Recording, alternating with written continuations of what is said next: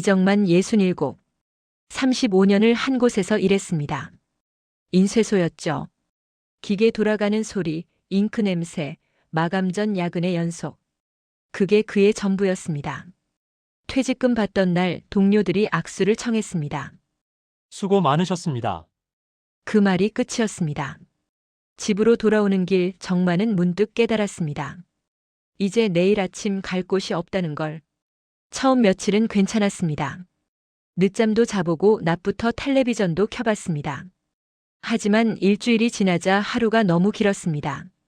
시계를 보면 오전 10시, 점심을 먹고 나면 오후 1시, 저녁까지 아직도 5시간이나 남았습니다.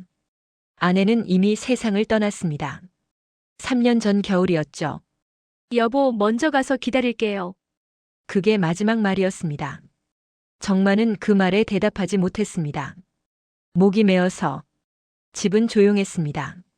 너무 조용했습니다. 시계 초침 소리가 이렇게 크게 들리는 줄 몰랐습니다. 냉장고 돌아가는 소리, 수도꼭지에서 떨어지는 물방울 소리. 하나하나가 다 들렸습니다. 자식들은 있었습니다. 아들 둘, 딸 하나. 그런데 모두 외국에 나가 있었습니다. 아들은 미국 시애틀, 딸은 호주 시드니. 명절 때도 오지 못했습니다. 비행기 값이 비싸다고 회사 일이 바빠서라고 했습니다. 아버지, 몸만 건강하세요. 한 달에 한 번 영상통화를 하면 그 말이 전부였습니다. 정만은 괜찮다고 잘 먹고 잘 지낸다고 대답했습니다. 사실은 아니었지만요. 손주들 얼굴을 보면 기분이 좋았지만 통화가 끝나면 더 허전했습니다. 어느 날 정만은 동네 재활용 분리수거 일을 시작했습니다. 돈이 필요해서가 아니었습니다. 그냥 뭐라도 해야 할 것 같았습니다. 매일 아침 7시 손수레를 끌고 동네를 돌았습니다. 종이, 플라스틱, 캔을 모았습니다. 사람들은 그를 알아봤습니다. 저기 조용한 노인 오신다. 누군가 그렇게 불렀습니다. 정만은 그 말이 싫지 않았습니다. 오히려 편했습니다. 조용한 노인. 맞습니다. 그는 조용했습니다. 말할 사람도 말할 이유도 없었으니까요. 점심은 늘 혼자 먹었습니다. 편의점 김밥이나 라면. 가끔은 그것마저 귀찮아서 거르기도 했습니다. 배가 고프지 않았습니다. 아니, 배고픈 걸 느낄 여유가 없었습니다. 저녁이 되면 집으로 돌아왔습니다. 현관문을 열면 어둠이 먼저 반겼습니다. 불을 켜고 신발을 벗고 거실에 앉았습니다. 또 시계를 봤습니다. 저녁 6시 반. 자려면 아직 4시간이나 남았습니다. 어떤 날은 아내 사진을 꺼내봤습니다. 웃고 있는 얼굴. 젊었을 때 찍은 사진이었습니다. 여보, 나 이렇게 살아도 되는 건가? 중얼거렸지만 대답은 없었습니다. 정만은 생각했습니다. 이게 퇴직 후의 삶인가? 이렇게 조용히, 천천히, 아무 의미 없이 흘러가는 게 노년인가? 젊었을 때는 이날을 꿈꿨습니다. 편히 쉴 수 있는 날. 그런데 막상 와보니 쉼이 아니라 멈춤이었습니다. 밤이 되면 잠이 오지 않았습니다. 천장을 보며 누워 있었습니다. 과거가 떠올랐습니다. 젊은 시절 수학교사였던 때, 칠판 앞에서 아이들을 가르치던 시간. 그때는 바빴지만 행복했습니다. 누군가 자신을 필요로 했으니까요. 하지만 지금은 아무도 그를 필요로 하지 않았습니다. 그저 조용히 눈에 띄지 않게 하루하루를 견디는 것. 그게 전부였습니다. 이정만은 그렇게 의미 없는 날들을 보내고 있었습니다. 그날은 유난히 비가 많이 내렸습니다. 오후부터 시작된 빗줄기가 저녁까지 이어졌습니다. 정만은 우산도 없이 재활용품을 모으다가 흠뻑 젖었습니다. 집으로 돌아가는 길 골목을 지나는데 이상한 소리가 들렸습니다. 응애. 처음엔 고양이인 줄 알았습니다. 이 동네에 길고양이가 많았거든요. 그냥 지나치려 했습니다. 그런데 소리가 계속 들렸습니다. 뭔가 달랐습니다. 고양이 울음소리와는 다른 더 약하고 가느다란 소리. 정만은 발걸음을 멈췄습니다. 소리가 나는 쪽을 봤습니다. 폐가 옆 어두운 골목이었습니다. 가로등도 없는 곳이었죠. 그는 핸드폰 손전등을 켰습니다. 빗물이 고인 길 한쪽에 상자가 있었습니다. 택배 상자였습니다. 젖어서 흐물흐물해진 종이박스. 그 안에서 소리가 났습니다. 정마는 천천히 다가갔습니다. 손을 뻗어 상자 뚜껑을 열었습니다. 그 순간 그는 숨이 멎는 줄 알았습니다. 상자 안에 아이가 있었습니다. 아주 작은 아이. 담요에 쌓여 있었지만 얼굴이 보였습니다. 여자아이였습니다. 눈을 감고 있었지만 숨을 쉬고 있었습니다. 작은 입술이 파르르 떨리고 있었습니다. 이게 무슨... 정마는 말을 잇지 못했습니다. 손이 떨렸습니다. 아이의 손을 만져봤습니다. 차갑습니다. 너무 차가웠습니다. 얼음장 같았습니다. 비에 젖은 담요는 아무 도움이 되지 않았습니다. 그때 쪽지 하나가 눈에 들어왔습니다. 비닐에 쌓여 있었습니다. 젖지 않게 한 거였죠. 정마는 떨리는 손으로 쪽지를 꺼냈습니다. 부탁합니다. 이 아이만은 살려주세요. 저는 이 아이를 키울 수 없습니다. 죄송합니다. 정말 죄송합니다. 글씨가 번져 있었습니다. 눈물인지 빗물인지 알 수 없었습니다. 쪽지를 쓴 사람도 울었을 겁니다. 아이를 두고 떠나면서 정마는 한참을 서 있었습니다. 빗물이 얼굴을 타고 흘렀습니다. 머릿속이 복잡했습니다. 경찰에 신고하면 됩니다. 전화 한 통이면 끝나는 일입니다. 아이는 보호시설로 가겠죠. 그게 맞는 겁니다. 절차에 맞는 방법입니다. 손을 주머니에 넣었습니다. 핸드폰을 꺼내려고요. 그런데 손이 움직이지 않았습니다. 정마는 다시 아이를 봤습니다. 작은 얼굴, 꼭 담은 입술, 가늘게 떨리는 숨소리. 이 아이는 지금 죽어가고 있었습니다. 추위에 비에 버려진 채로. 문득 생각이 들었습니다. 나도 이렇게 버려진 것 같았지. 퇴직하고 나서 아내를 떠나보내고 나서 자식들이 모두 떠나고 나서 정마는 늘 혼자였습니다. 세상에 버려진 것 같았습니다. 아무도 필요로 하지 않는 사람. 그냥 조용히 사라져도 아무도 모를 사람. 그런데 지금 이 아이는 정말로 버려졌습니다. 말 그대로 상자에 담겨서 정마는 무릎을 꿇었습니다. 젖은 바닥이었지만 상관없었습니다. 아이를 조심스럽게 안아 올렸습니다. 너무 가벼웠습니다. 깃털처럼, 아니 종이처럼 가벼웠습니다. 괜찮아, 괜찮을 거야. 정마는 처음으로 누군가에게 그런 말을 했습니다. 위로의 말, 약속의 말. 아이는 작게 움직였습니다. 눈을 뜨지는 않았지만 살아있다는 신호였습니다. 그는 재킷을 벗어 아이를 감쌌습니다. 자신이 젖는 건 상관없었습니다. 그리고 일어났습니다. 병원으로 가야 했습니다. 지금 당장. 걸으면서 정마는 생각했습니다. 이게 맞는 걸까? 내가 뭘 하는 걸까? 하지만 발걸음은 멈추지 않았습니다. 응급실 문을 열었습니다. 간호사가 놀란 표정으로 달려왔습니다. 어떻게 된 거예요?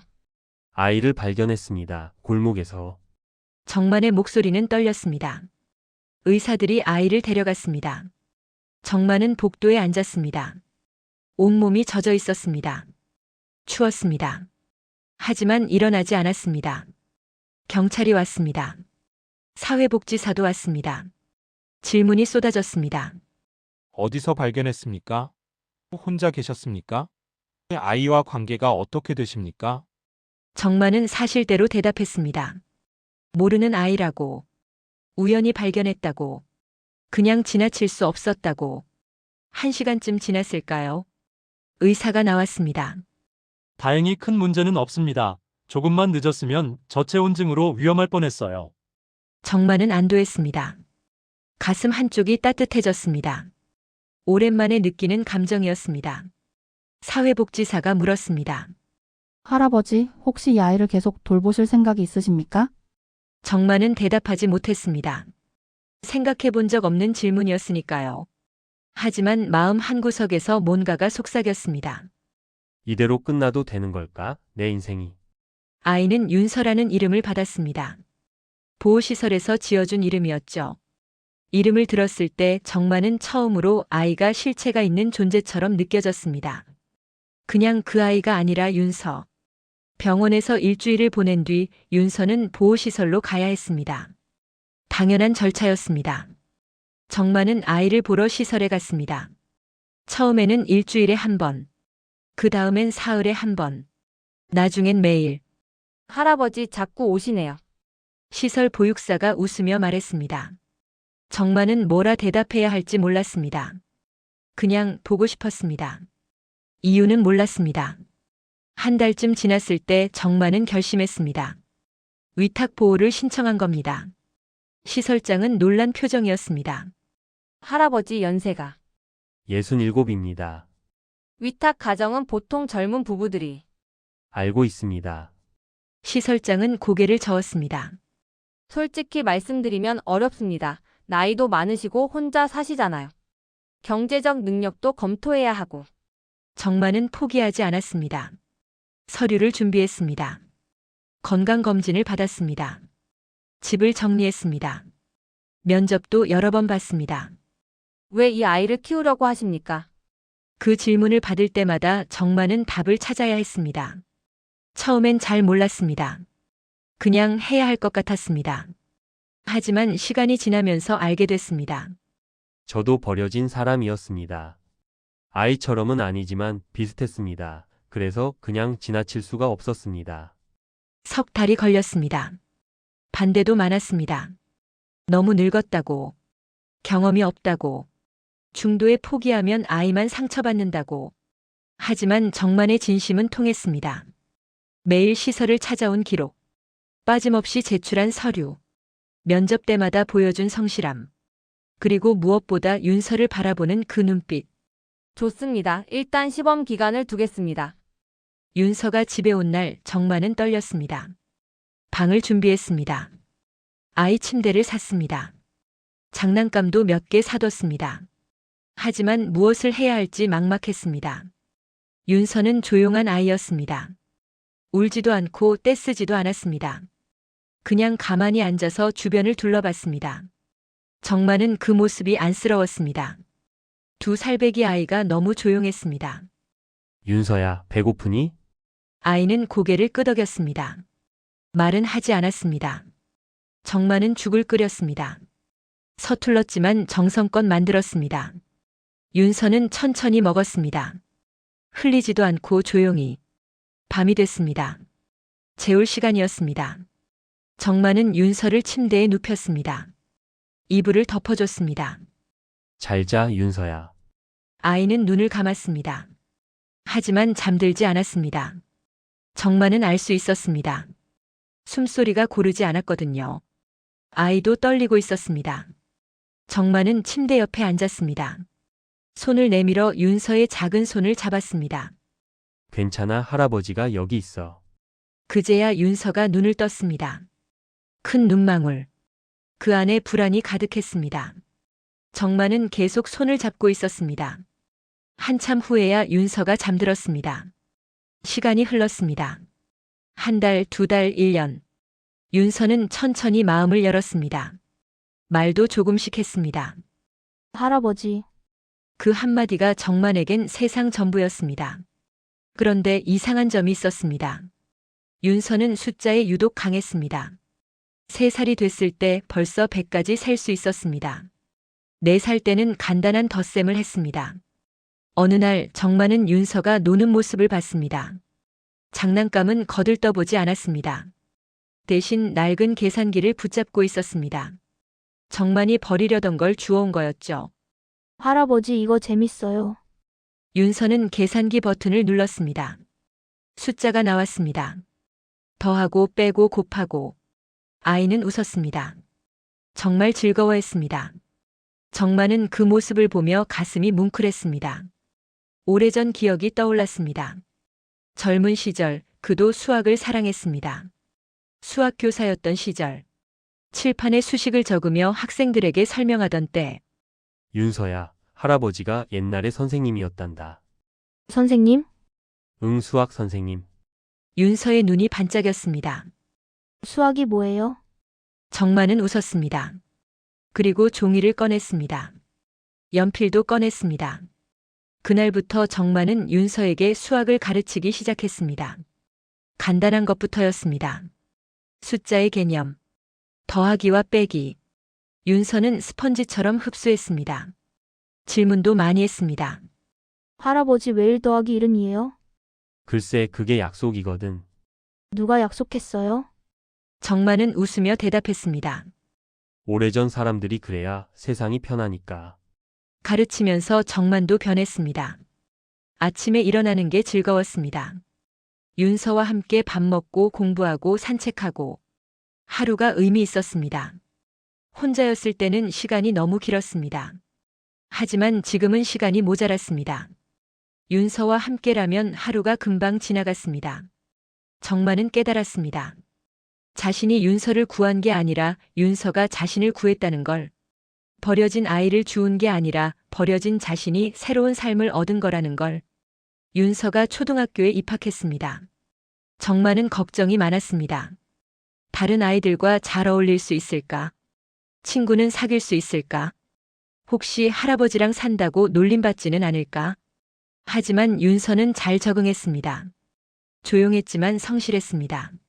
숙제도 빠짐없이 했고 지각도 한 번 없었습니다. 정만은 매일 아침 윤서를 학교 앞까지 데려다 줬습니다. 할아버지 저 혼자 갈 수 있어요. 아니야, 할아버지가 바래다 줘야지. 사실 정만이 더 의지하고 있었는지도 몰랐습니다. 윤서를 학교에 보내고 나면 하루가 시작되는 기분이었으니까요. 그런데 한 학기가 지나자 상황이 달라졌습니다. 담임 선생님이 전화를 했습니다. 할아버지, 윤서가 수학을 너무 잘해요. 그런가요? 네, 사실 초등학교 수준을 훨씬 넘어섰어요. 중학교 과정도 이해하더라고요. 정만은 놀랐습니다. 집에서 가르치긴 했지만 그 정도일 줄은 몰랐습니다. 혹시 영재교육원 테스트를 받아보시는 게 어떨까요? 영재교육원. 정만은 그 단어가 낯설었습니다. 윤서는 그냥 평범하게 잘하면 된다고 생각했거든요. 하지만 선생님의 권유를 거절할 수도 없었습니다. 테스트를 받았습니다. 결과는 놀라웠습니다. 상위 1%. 윤서는 수학 영재로 분류됐습니다. 소문은 빠르게 퍼졌습니다. 교육청에서 연락이 왔습니다. 민간교육재단에서도 관심을 보였습니다. 장학금 제안도 들어왔습니다. 정만은 혼란스러웠습니다. 좋은 일인 것 같은데 왠지 불안했습니다. 너무 빠르게 변하는 것 같았습니다. 그러던 어느 날 한 남자가 찾아왔습니다. 정장을 입은 50대 중반쯤 되어 보이는 남자였습니다. 이정만 선생님 댁이 맞습니까? 네, 그런데요. 저는 해성교육재단 이사장 서문태라고 합니다. 명함을 건넸습니다. 정만은 받아들었지만 왜 왔는지 알 수 없었습니다. 윤서 양에 대해 이야기하고 싶어서 왔습니다. 서문태는 침착했습니다. 말도 부드러웠습니다. 하지만 눈빛은 날카로웠습니다. 뭔가를 숨기고 있는 것 같았습니다. 혹시 커피 한잔 하시겠습니까? 할 이야기가 좀 있어서요. 정만은 거절할 수 없었습니다. 둘은 근처 카페로 갔습니다. 서문태는 본론을 꺼냈습니다. 윤서 양의 재능이 대단하다고 들었습니다. 그저 숫자를 좋아할 뿐입니다. 아닙니다. 제가 본 자료에 따르면 윤서 양은 수학 분야에서 국내 최상위권입니다. 서문태는 서류 몇 장을 꺼냈습니다. 윤서의 테스트 결과, 학교 성적, 담임 선생님 의견서, 어떻게 구했는지 모를 자료들이었습니다. 우리 재단에서 윤서 양을 전폭적으로 지원하고 싶습니다. 최고의 교육, 최고의 환경을 제공하겠습니다. 정만은 불편했습니다. 좋은 제안인 것 같은데 왜인지 거부감이 들었습니다.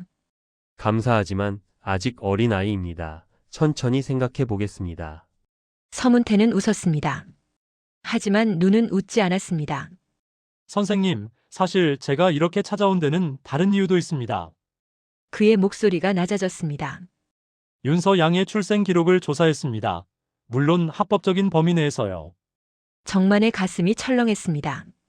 그리고 흥미로운 사실을 발견했습니다. 윤서 양이 발견된 날짜, 장소 그리고 제 딸의 상황.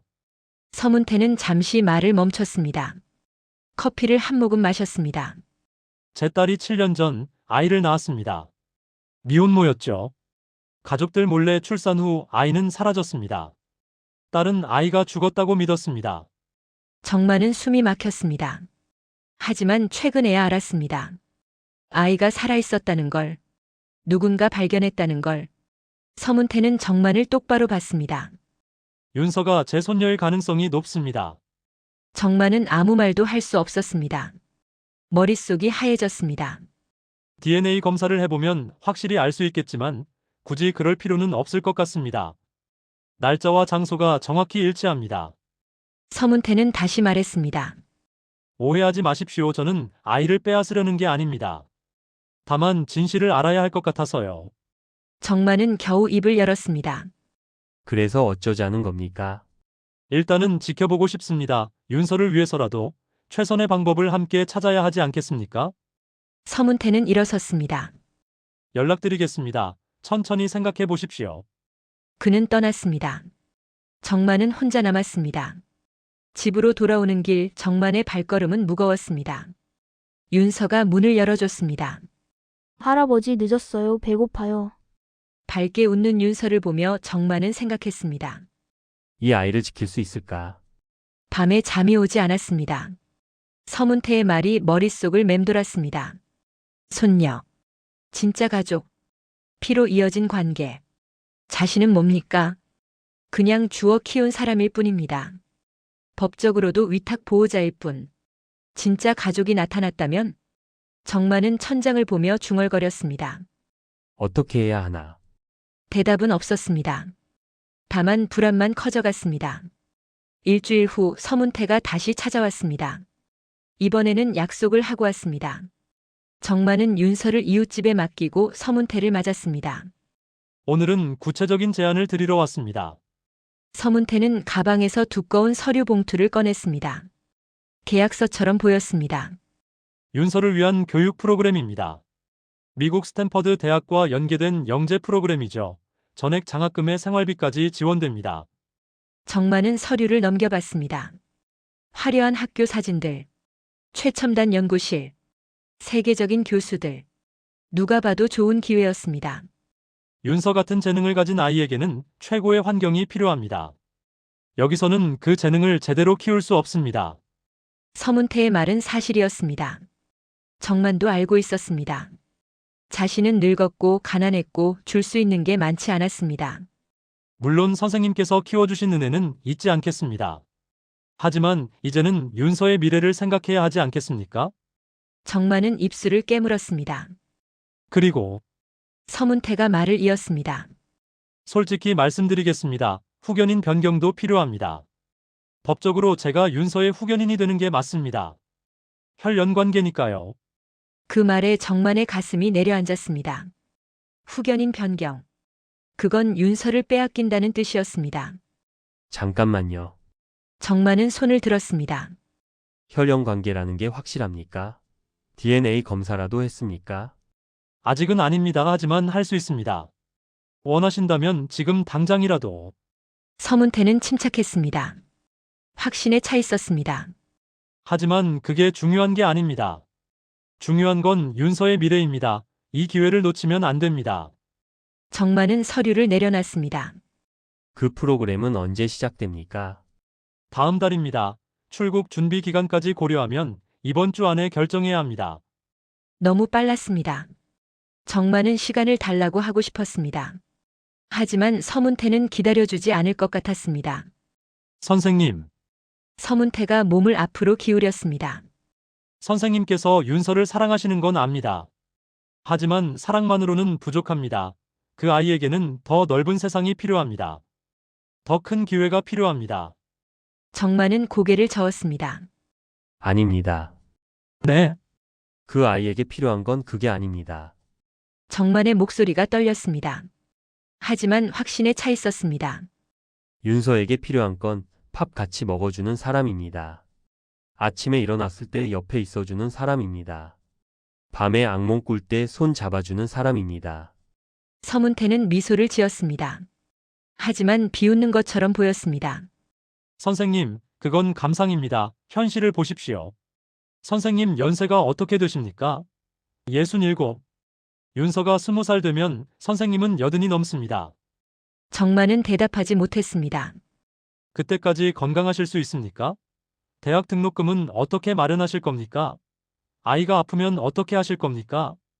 서문태의 말은 칼처럼 날카로웠습니다. 하나하나가 정만의 가슴을 찔렀습니다. 저는 윤서에게 모든 걸 줄 수 있습니다. 최고의 교육, 안정적인 생활, 그리고 진짜 가족. 진짜 가족. 그 말이 가장 아팠습니다. 선생님은 가짜 가족입니까? 정만의 목소리가 갈라졌습니다. 서문태는 잠시 말을 멈췄습니다. 그리고 한숨을 쉬었습니다.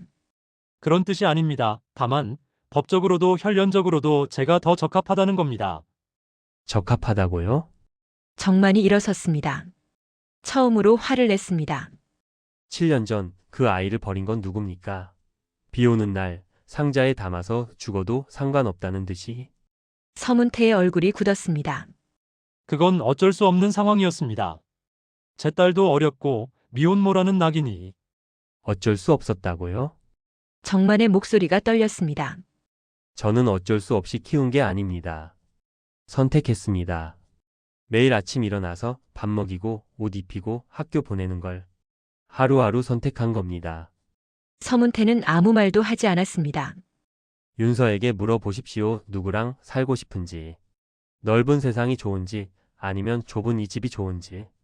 정만은 서류를 서문태에게 돌려줬습니다.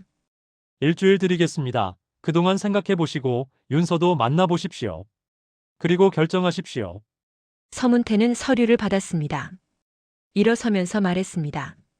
선생님, 감정에 휘둘리지 마십시오. 이건 아이의 인생이 걸린 문제입니다. 압니다. 그래서 더 신중해야 하는 겁니다. 서문태가 떠난 후 정만은 주저앉았습니다. 온몸에 힘이 빠졌습니다. 현관문이 열렸습니다. 윤서가 들어왔습니다. 할아버지 다녀왔어요. 밝은 목소리. 정만은 웃으며 대답했습니다. 그래, 잘 놀았니? 네, 근데 할아버지 얼굴이 안 좋아요. 어디 아파요? 윤서가 다가와 정만의 손을 잡았습니다. 작고 따뜻한 손. 아니야, 괜찮아. 정만은 윤서를 끌어안았습니다. 작은 몸. 아직도 가벼운 무게. 이 아이를 지킬 수 있을까? 정만은 눈을 감았습니다. 대답은 여전히 없었습니다. 사흘이 지났습니다. 서문태가 다시 연락을 했습니다. 이번에는 윤서를 만나고 싶다고 했습니다. 정만은 거절할 수 없었습니다. 토요일 오후 세 사람은 공원에서 만났습니다. 윤서는 처음 보는 서문태를 경계했습니다. 정만의 뒤에 숨었습니다. 안녕, 윤서야. 나는 서문태 아저씨라고 해. 서문태는 무릎을 굽혔습니다. 윤서와 눈높이를 맞췄습니다. 하지만 윤서는 대답하지 않았습니다. 윤서야, 인사해야지. 정만이 말했습니다. 윤서는 작은 목소리로 대답했습니다. 안녕하세요. 서문태는 가방에서 선물을 꺼냈습니다. 큰 상자였습니다. 최신형 태블릿이었습니다. 이거 윤서 선물이야. 수학 공부할 때 쓰면 좋을 것 같아서. 윤서는 선물을 받지 않았습니다. 정만을 올려다봤습니다. 할아버지, 괜찮아, 받아도 돼. 윤서는 조심스럽게 선물을 받았습니다. 하지만 열어보지는 않았습니다. 서문태는 벤치에 앉았습니다. 윤서를 옆에 앉히려 했지만 윤서는 정만 옆에 앉았습니다. 윤서야, 아저씨가 재밌는 이야기 해줄까? 서문태는 미국 이야기를 했습니다. 큰 학교, 넓은 운동장, 여러 나라에서 온 친구들, 최첨단 과학 실험실, 로봇 만들기 수업. 윤서는 조용히 들었습니다. 반응이 없었습니다. 윤서는 수학을 정말 잘한다며. 미국에 가면 더 재밌는 걸 배울 수 있어. 세계에서 제일 유명한 선생님들이 가르쳐줘. 윤서는 고개를 숙였습니다. 윤서야, 가고 싶지 않니? 큰 학교, 새로운 친구들. 모르겠어요. 작은 목소리였습니다. 서문태는 조금 당황했습니다. 할아버지도 윤서가 가면 좋겠다고 생각하실 거야. 그렇죠, 선생님? 서문태가 정만을 봤습니다. 정만은 입술을 깨물었습니다. 그건 윤서가 정할 일입니다. 서문태는 한숨을 쉬었습니다. 그리고 윤서에게 더 직접적으로 말했습니다. 윤서야, 사실은 말이야. 그는 잠시 멈췄습니다. 어떻게 말해야 할지 고민하는 것 같았습니다. 아저씨가 윤서의 진짜 가족일 수도 있어. 윤서가 고개를 들었습니다. 큰 눈으로 서문태를 봤습니다. 진짜 가족? 응, 아저씨의 딸이 윤서를 낳았을 수도 있거든. 그럼 아저씨는 윤서의 할아버지가 되는 거야. 윤서는 정만을 봤습니다. 혼란스러운 표정이었습니다. 그럼 우리 할아버지는요? 정만의 가슴이 철렁했습니다. 이 할아버지는 윤서를 키워주신 분이야. 정말 고마운 분이지 하지만 진짜 가족은 아니야. 윤서의 눈이 흔들렸습니다. 진짜 가족이 아니에요? 피로 이어진 게 진짜 가족이야. 윤서도 크면 알게 될 거야. 정만은 참을 수 없었습니다. 그만하십시오. 선생님, 사실을 말하는 겁니다. 사실이 전부가 아닙니다. 두 사람이 말다툼을 시작했습니다. 윤서는 가운데 앉아서 두 사람을 번갈아 봤습니다. 선생님은 윤서를 가둬두는 겁니다. 더 큰 세상을 보지 못하게. 당신은 윤서를 이용하는 겁니다. 재능만 보고. 이용이라니요. 전 진짜 가족입니다. 가족이면 버리지 않습니다. 정만의 목소리가 커졌습니다. 윤서가 귀를 막았습니다. 그 순간 윤서가 울음을 터뜨렸습니다. 그만해요. 작은 목소리였지만 두 사람을 멈추게 했습니다. 윤서는 눈물을 흘리며 말했습니다. 왜 저한테 물어보지 않아요? 저는 윤서는 정만의 손을 꼭 잡았습니다. 할아버지랑 살고 싶어요. 서문태의 얼굴이 굳었습니다. 윤서야, 아직 어려서 모르는 거야. 미국에 가면. 싫어요. 윤서가 소리쳤습니다. 평소에 조용한 윤서가 처음으로 큰 소리를 냈습니다. 저는 여기가 좋아요. 이 집이 좋아요. 할아버지가 좋아요. 눈물이 뺨을 타고 흘렀습니다. 공부는 어디서든 할 수 있어요. 선생님도 그렇게 말했어요. 중요한 건 누구랑 있느냐래요. 윤서는 서문태를 봤습니다. 아저씨는 좋은 분 같아요. 선물도 주시고. 하지만 저는 아저씨를 몰라요. 아저씨도 저를 몰라요. 서문태는 할 말을 잃었습니다. 할아버지는 달라요. 제가 악몽 꿀 때 손 잡아줘요. 제가 밥 안 먹으면 걱정해요. 제가 학교 갔다 오면 웃으면서 반겨줘요. 윤서의 목소리가 떨렸습니다. 그게 가족 아닌가요? 정만은 눈물을 참았습니다. 서문태는 고개를 숙였습니다. 한참의 침묵이 흘렀습니다. 서문태가 입을 열었습니다. 윤서야, 미안해. 그는 천천히 일어났습니다. 아저씨가 욕심이 너무 컸나 봐. 윤서 말이 맞아. 가족은 피로만 이어지는 게 아니구나. 그는 가방에서 서류를 꺼냈습니다. 후견인 변경 신청서였습니다. 천천히 찢었습니다. 선생님, 제가 잘못 생각했습니다. 윤서는 이미 가족이 있었네요. 정만은 고개를 숙여 인사했습니다. 감사합니다. 서문태는 윤서를 봤습니다. 윤서야, 대신 약속 하나만 해줄래? 네. 열심히 공부해. 그리고 행복하게 살아. 그게 아저씨가 바라는 전부야. 윤서는 고개를 끄덕였습니다. 서문태는 돌아섰습니다. 몇 걸음 걷다가 멈췄습니다. 선생님, 필요한 게 있으면 언제든 연락하십시오. 교육비든 뭐든. 그것만큼은 제가 도와드리고 싶습니다. 감사합니다. 하지만 괜찮습니다. 저희는 이대로도 충분합니다. 서문태는 마지막으로 한번 뒤돌아봤습니다. 그리고 떠났습니다. 공원에는 정만과 윤서만 남았습니다. 윤서는 정만의 품에 안겼습니다. 할아버지 제가 잘한 거 맞죠? 그럼 정말 잘했어. 저 선물 돌려줘야 돼요. 정만은 웃었습니다. 아니야, 받아도 돼. 그건 윤서 거니까. 윤서도 웃었습니다. 둘은 손을 잡고 집으로 돌아갔습니다. 그날 이후로 몇 해가 흘렀습니다. 윤서는 이제 중학생이 됐습니다. 여전히 조용했지만 예전보다는 밝아졌습니다. 친구도 몇 명 생겼습니다. 정만은 70이 넘었습니다. 허리가 자주 아팠고 계단 오르기가 힘들어졌습니다. 하지만 행복했습니다. 윤서가 있었으니까요. 어느 날 정만은 결심했습니다. 동네 작은 공부방을 열기로 한 겁니다. 윤서를 가르치면서 깨달았습니다. 자신이 아직 할 수 있는 일이 있다는 걸. 할아버지 정말 하실 거예요? 응, 해보려고. 할아버지도 옛날에 선생님이었잖아. 작은 공간이었습니다. 동네 복지관 한쪽을 빌렸습니다. 책상 5개, 의자 5개, 낡은 칠판 하나. 그게 전부였습니다. 처음엔 학생이 없었습니다. 누가 늙은 선생님한테 배우고 싶어 하겠습니까? 하지만 윤서가 친구들을 데려왔습니다. 우리 할아버지 수학 진짜 잘 가르쳐요. 친구 둘이 왔습니다. 그 다음 주에는 한 명이 더 왔습니다. 소문이 났습니다. 공짜로 가르쳐주는 할아버지가 있다고. 한 달 뒤에는 학생이 10명이 됐습니다. 정말은 바빠졌습니다. 하지만 좋았습니다. 다시 의미 있는 하루를 사는 기분이었습니다. 선생님, 이 문제 모르겠어요. 어디 보자, 이건 말이야. 정만은 천천히 설명했습니다. 예전처럼 칠판에 수식을 적었습니다. 아이들은 고개를 끄덕였습니다. 윤서는 보조 선생님이 됐습니다. 어린 학생들을 도와줬습니다. 정만은 그 모습을 보며 뿌듯했습니다. 윤서야, 넌 나중에 뭐가 되고 싶니? 글쎄요, 아직 잘 모르겠어요. 그래도 수학은 계속 할 거지? 네, 근데 할아버지처럼 가르치는 것도 좋을 것 같아요. 정만은 웃었습니다. 이 아이가 자신의 길을 찾아가고 있었습니다. 봄이 왔습니다. 어느 토요일 정만과 윤서는 공원으로 산책을 갔습니다. 벚꽃이 만발했습니다. 분홍빛 꽃잎이 바람에 날렸습니다. 와, 예쁘다. 윤서가 감탄했습니다.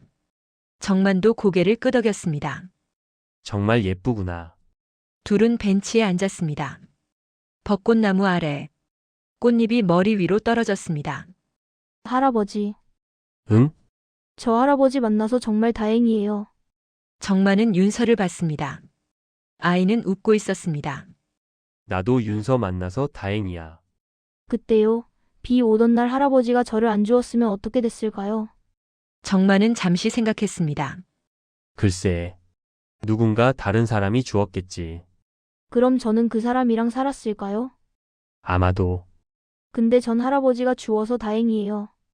윤서가 정만의 팔을 꼭 안았습니다. 정만은 윤서의 머리를 쓰다듬었습니다. 문득 생각이 났습니다. 처음 윤서를 발견했던 그날, 비 오던 저녁, 작은 상자 안의 아이. 그때 자신은 선택했습니다. 그냥 지나칠 수도 있었는데, 경찰에만 신고하고 떠날 수도 있었는데, 아이를 안았습니다. 왜 그랬을까요? 지금도 잘 모르겠습니다. 다만 느낌이 왔습니다. 이 아이를 구해야 한다는. 하지만 알고 보니 구해진 건 자신이었습니다. 의미 없이 흘러가던 날들, 혼자서 기다리던 죽음, 그 모든 게 윤서로 인해 바뀌었습니다. 할아버지 뭐 생각해요? 응? 아, 그냥. 우리 처음 만났던 날 생각했어. 저는 기억 안 나요. 너무 어렸으니까. 그래. 넌 너무 작았지. 정만은 웃었습니다. 근데 할아버지는 기억해요. 저를 처음 안았을 때 기분 어땠는데? 따뜻했어요. 차가운 줄 알았는데 따뜻했어요. 정만의 눈시울이 붉어졌습니다. 할아버지도 그랬어. 윤서 안았을 때 가슴이 따뜻해졌어. 둘은 한참을 말없이 앉아 있었습니다. 벚꽃잎이 계속 떨어졌습니다. 바람이 불었습니다. 봄 냄새가 났습니다. 할아버지, 응. 우리 오래오래 같이 살 수 있죠? 정만은 대답을 못했습니다. 자신이 얼마나 더 살 수 있을지 몰랐습니다. 내일 아침에 일어나지 못할 수도 있습니다.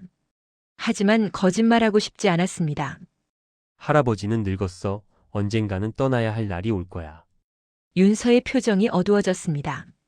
하지만 정만이 윤서의 손을 잡았습니다. 그날까지는 윤서 곁에 있을 거야. 매일 아침 일어나서 윤서 밥 챙겨주고 학교 보내고 같이 공부하고. 그렇게 살 거야. 약속이에요? 약속이야. 윤서가 웃었습니다. 눈물이 조금 고였지만 웃었습니다. 할아버지, 저도 약속할게요. 뭘? 할아버지가 떠나도 저는 할아버지가 가르쳐준 것들 잊지 않을게요. 수학도 착하게 사는 것도, 다른 사람 도와주는 것도. 정만은 윤서를 끌어안았습니다. 고마워, 윤서야. 해가 기울었습니다. 노을이 졌습니다. 하늘이 붉게 물들었습니다. 정만은 생각했습니다. 피로 이어지지 않아도 사람은 가족이 될 수 있구나. 이제야 확신했습니다. 가족은 혈연이 아니었습니다. 함께 밥 먹고 함께 웃고 함께 울고 함께 사는 것. 그게 가족이었습니다. 할아버지, 이제 집 갈까요? 그래, 가자. 둘은 손을 잡고 일어났습니다. 벚꽃나무 아래를 걸었습니다. 꽃잎이 바람에 날렸습니다. 정마는 뒤를 돌아봤습니다. 벤치가 보였습니다. 벚꽃이 보였습니다. 아름다운 풍경이었습니다. 그리고 생각했습니다. 자신의 인생도 이렇게 아름다웠다고. 늦게 왔지만 봄은 왔다고. 윤서가 손을 꼭 잡았습니다. 할아버지 사랑해요. 정마는 웃으며 대답했습니다. 나도 사랑해 윤서야. 그날도 둘은 함께 걸었습니다. 집으로 가는 길, 석양이 비추는 길, 손을 잡고. 이번에는 정말로 혼자가 아니었습니다. 둘이었습니다. 가족이었습니다. 그리고 그것으로 충분했습니다. 여러분, 이정만 할아버지와 윤서의 이야기 어떠셨나요? 우리는 흔히 가족을 혈연으로만 생각합니다. 하지만 진짜 가족은 피가 아니라 마음으로 이어지는 게 아닐까요? 매일 아침 함께 밥을 먹고 걱정해주고 손을 잡아주는 것. 그게 진짜 가족이 아닐까요? 정만 할아버지는 퇴직 후 의미 없이 흘러가던 삶을 살고 계셨습니다. 아내도 떠나고 자식들도 멀리 있고 혼자였습니다. 하지만 비 오는 날 우연히 발견한 아이 윤서를 통해 새로운 삶을 시작했습니다. 처음엔 아이를 구한다고 생각했지만 실은 자신이 구원받은 거였습니다. 의미 없던 하루하루가 윤서로 인해 의미 있어졌습니다. 누군가를 위해 아침에 일어나고 밥을 챙기고 걱정하고 웃는 것. 그게 삶의 이유가 됐습니다. 윤서에게도 정만 할아버지는 구원이었습니다. 버려진 아이였지만 진심으로 사랑해주는 가족을 만났습니다. 넓은 세상보다 따뜻한 집을 선택한 윤서의 용기도 대단했습니다. 우리 주변에도 외로운 어르신들이 많습니다. 퇴직 후 갈 곳 없이 하루를 보내시는 분들, 자식들과 멀리 떨어져 혼자 사시는 분들, 그분들에게 필요한 건 거창한 게 아닙니다. 그냥 안부 전화 한 통, 함께 밥 한 끼, 손 한 번 잡아드리는 것, 그리고 어쩌면 우리 모두가 조금씩 외롭습니다. 바쁜 일상 속에서 진짜 의미를 잃고 살 때가 많습니다. 하지만 누군가와 진심으로 연결될 때 삶은 다시 의미를 찾습니다. 가족은 만들어가는 겁니다. 피로 타고나는 게 아니라 매일매일 선택하며 만들어가는 것. 정만 할아버지처럼 말이죠. 이 이야기가 여러분의 마음에 작은 울림이 되었기를 바랍니다. 오늘 집에 가시면 가족에게 사랑해라고 한마디 해보시는 건 어떨까요? 멀리 계신 부모님께 전화 한 통 드리는 건 어떨까요? 이 영상이 좋으셨다면 구독과 좋아요 부탁드립니다. 여러분의 구독과 좋아요가 더 좋은 이야기를 만드는 큰 힘이 됩니다. 그리고 댓글로 여러분의 생각도 들려주세요. 가족에 대한 여러분만의 이야기가 있다면 함께 나눠주시면 감사하겠습니다. 오늘도 따뜻한 하루 보내시고 사랑하는 사람들과 행복한 시간 보내세요. 여러분 감사합니다.